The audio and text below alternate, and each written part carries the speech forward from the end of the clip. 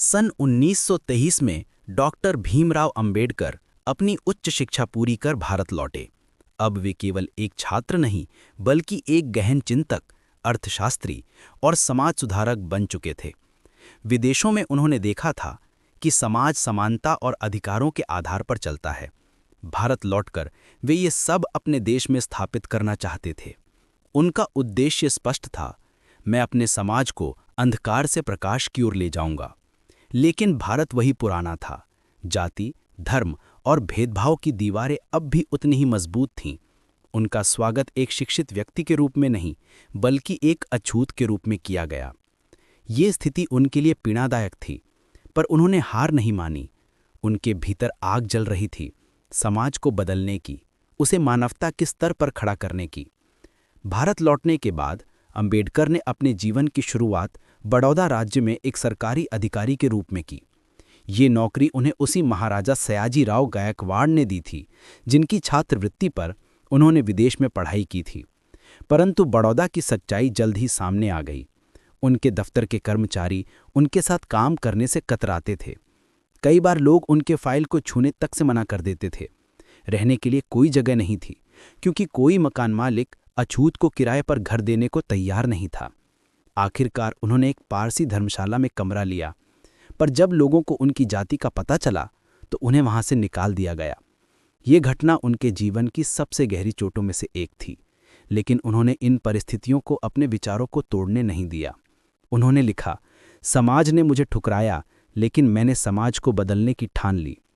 बड़ौदा की नौकरी छोड़ने के बाद अंबेडकर ने शिक्षा और विचार के क्षेत्र को अपनी दिशा बनाया। 1924 में उन्होंने मुंबई में बहिष्कृत हितकारिणी सभा की स्थापना की। इस संस्था का उद्देश्य था दलितों में शिक्षा का प्रसार करना, उनमें आत्मसम्मान और संगठन की भावना जगाना।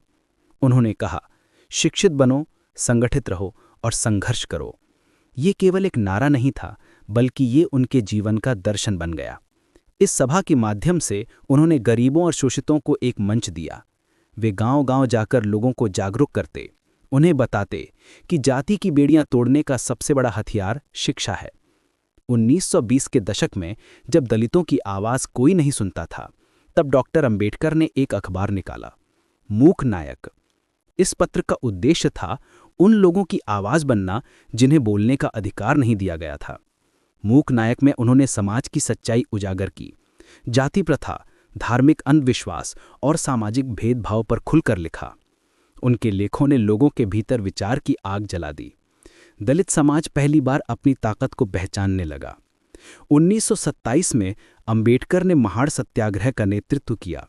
ये आंदोलन केवल पानी के अधिकार का नहीं बल्कि मानवाधिकार का प्रतीक था। उस समय दलितों को सार्वजनिक जल स्रोतों से पानी लेने की अनुमति नहीं थी। महाड़ तालाब पर अंबेडकर ने हजारों लोगों के साथ जाकर पानी पिया। इस घटना ने पूरे देश को झकझोर दिया। ये वो क्षण था जब दलित समाज ने पहली बार सिर उठाकर कहा कि हम भी इंसान हैं। इस आंदोलन के बाद उन्होंने कहा, हमारे समाज की बेड़ियां बाहर से नहीं, अंदर से टूटी हैं और अब ये कभी दोबारा नहीं बंधेंगी। महाड़ आंदोलन के बाद अंबेडकर का व्यक्तित्व एक आंदोलन बन गया। उन्होंने जाति व्यवस्था को भारत की सबसे बड़ी सामाजिक बुराई कहा।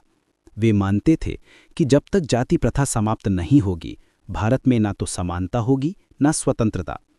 उन्होंने धर्म ग्रंथों की रूढ़िवादी व्याख्या का विरोध किया और समाज से पूछा, क्या भगवान ने किसी को ऊंचा या नीचा बनाया है, या ये इंसान का बनाया हुआ अन्याय है? उनकी ये आवाज समाज में नई सोच जगाने लगी। लोग अब केवल भगवान या भाग्य को नहीं बल्कि शिक्षा और एकता को अपनी ताकत मानने लगे। 1920 के दशक के अंत तक अंबेडकर केवल एक शिक्षक या विचारक नहीं रहे, वे अब सामाजिक क्रांति के नेता बन चुके थे। उनकी सभाओं में हजारों लोग आने लगे। वे उनके शब्दों को आदेश की तरह मानते थे।